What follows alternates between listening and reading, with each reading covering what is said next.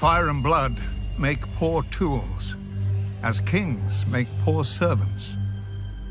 House Targaryen called themselves dragons long after the last beast died. Perhaps it's only fitting that even their humility was monstrous. Men worshipped on Visenya's hill thousands of years before Visenya came and Baelor raised the sanctum that bears his name.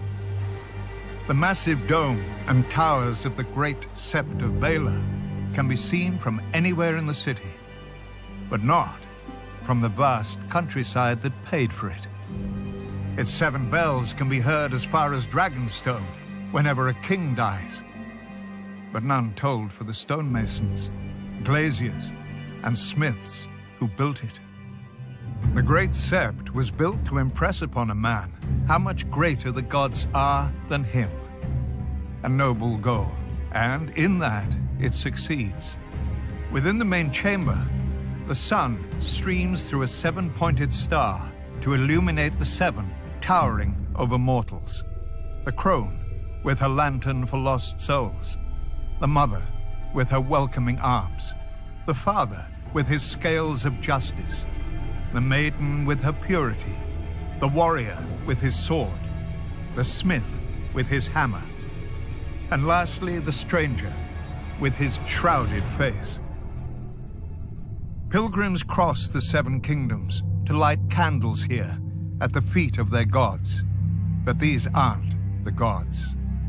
The 7 aren't encased in stone in the great Sept any more than the souls of dead kings are in the tombs below it.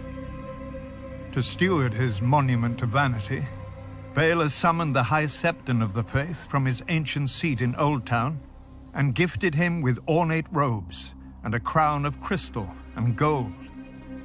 And like a fool, the High Septon put on his lord's motley and danced at his lord's table.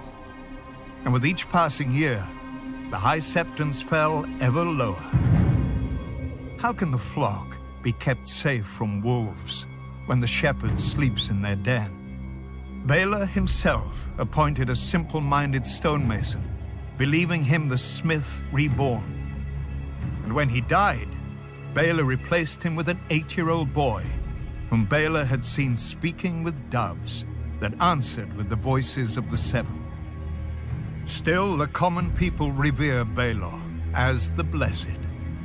They tell of how he forced a High Lord to wash a beggar's feet, fasted to tame his unnatural lusts, and walked the bone way himself to make peace with Dawn.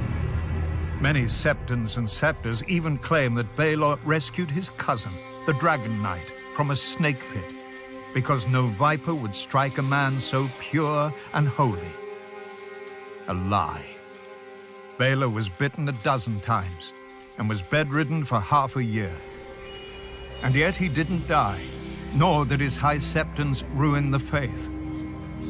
Blessed Baelor's statue may greet men outside the doors, but when men enter the great Sept, they don't see the gold or the crystal or the ambitions of a humble member of a powerful dynasty. They see the gods. They feel awe at the divine majesty and their own insignificance. The gods work through Baelor's pride and vanity as they work through all of us.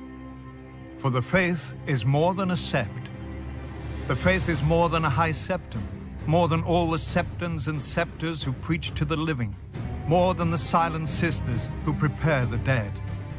The faith is the will of the gods, and we are all its instruments. Kings and beggars, lords and cobblers, lions and sparrows.